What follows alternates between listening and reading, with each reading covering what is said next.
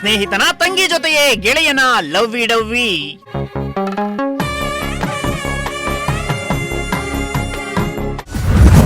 ಮಿತ್ರದ್ರೋಹಿ ಗೆಳೆಯನನ್ನ ನಡು ರಸ್ತೆಯಲ್ಲೇ ಕೊಚ್ಚಿ ಕೊಂದ್ರು.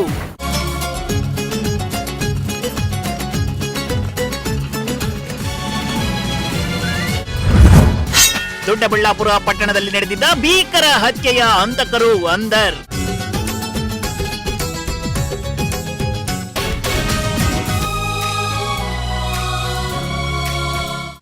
ಎಸ್ ವೀಕ್ಷಕರ, ಡಿಸೆಂಬರ್ 4ರಂದು ದೊಡ್ಡಬಳ್ಳಾಪುರ ಪಟ್ಟಣದ ಡಿ ಕ್ರಾಸ್ ಬಳಿ ರಾತ್ರಿ ಯುವಕನೋರ್ವನನ್ನ ಕೊಚ್ಚಿ ಕೊಲೆ ಮಾಡಿದ್ದ ಪ್ರಕರಣಕ್ಕೆ ಟ್ವಿಸ್ಟ್ ಸಿಕ್ಕಿದ್ದು ಹಂತಕರನ್ನ ಪೊಲೀಸರು ಬಂಧಿಸಿದ್ದಾರೆ.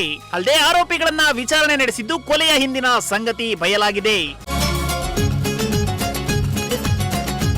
ಹೀಗೆ ಫೋಟೋದಲ್ಲಿ ಕಾಣಿಸ್ತಾ ಇರೋ ಯುವಕನ ಹೆಸರು ಪವನ್ ಅಂತ. ಜಸ್ಟ್ 25 ವರ್ಷ ವಯಸ್ಸು ಮಾತ್ರ.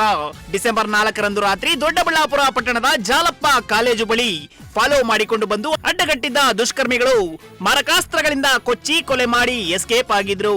ಭೀಕರ ಹತ್ಯೆಗೆ ಇಡೀ ದೊಡ್ಡಬಳ್ಳಾಪುರ ಪಟ್ಟಣವೇ ಬೆಚ್ಚಿ ಬಿದ್ದಿತ್ತು. ಇದೀಗ ಭೀಕರ ಕೊಲೆ ಮಾಡಿದ್ದ ಹಂತಕರು ಸೆರೆಯಾಗಿದ್ದು, ಜೊತೆಗೆ ಓಡಾಡ್ತಿದ್ದ ಸ್ನೇಹಿತರೆ ಭೀಕರ ಹತ್ಯೆ ಮಾಡಿದ್ರು ಅನ್ನೋ ಭಯಾನಕ ಸತ್ಯ ಹೊರಬಿದ್ದಿದೆ.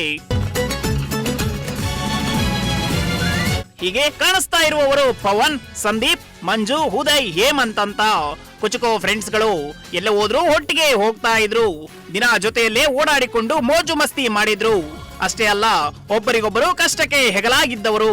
ಆದ್ರೆ ಸ್ನೇಹಿತರೆಲ್ಲರೂ ಸೇರಿಕೊಂಡು ಪವನ್ಗೆ ಚಟ್ಟ ಕಟ್ಟಿದ್ದಾರೆ. ಅಷ್ಟಕ್ಕೂ ಸ್ನೇಹಿತರ ನಡುವೆ ಗಲಾಟೆಯಾಗಿ ಕೊಲೆ ಮಾಡುವ ಮಟ್ಟಕ್ಕೆ ದ್ವೇಷ ಬೆಳೆಯುವಷ್ಟು ಕೋಪ ಯಾಕೆ ಅಂದ್ರೆ ಬೇರೆ ಏನೂ ಅಲ್ಲ, ಹುಡುಗಿ ವಿಚಾರಕ್ಕಷ್ಟೇ.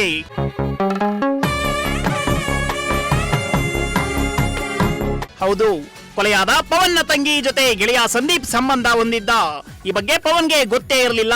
ಆದ್ರೆ ಅದೊಂದು ದಿನ ಪವನ್ ಮನೆಯಲ್ಲಿಯೇ ಆತನ ತಂಗಿ ಜೊತೆ ಸಂದೀಪ್ ರೆಡ್ ಹ್ಯಾಂಡ್ ಆಗಿ ಸಿಕ್ಕಿ ಬಿದ್ದಿದ್ದ. ಇದರಿಂದ ಕೋಪಗೊಂಡ ಪವನ್ ಗೆಳೆಯ ಸಂದೀಪ್ಗೆ ಹಿಗ್ಗಾಮುಗ್ಗ ಥಳಿಸಿದ್ದ. ಇದನ್ನ ಇಲ್ಲೇ ಬಿಡಬೇಕು, ಮುಂದುವರಿಸಿದ್ರೆ ಮುಗಿಸುವುದಾಗಿ ಪವನ್ ವಾರ್ನಿಂಗ್ ಮಾಡಿದ್ನಂತೆ. ಈ ಘಟನೆಯಿಂದ ಪವನ್ ಮೇಲೆ ಸಂದೀಪ್ಗೆ ಎಲ್ಲಿಲ್ಲದ ಕೋಪ, ದ್ವೇಷ ಬೆಳೆದಿತ್ತು. ನನಗೆ ವಾರ್ನಿಂಗ್ ಕೊಡ್ತಾನೆ ಎಂದು ಸಂದೀಪ್ ತನ್ನ ಸ್ನೇಹಿತರ ಜೊತೆ ಸೇರಿ ಪವನ್ ಅನ್ನು ಕೊಲೆ ಮಾಡಲು ಮುಹೂರ್ತ ಇಟ್ಟಿದ್ದ.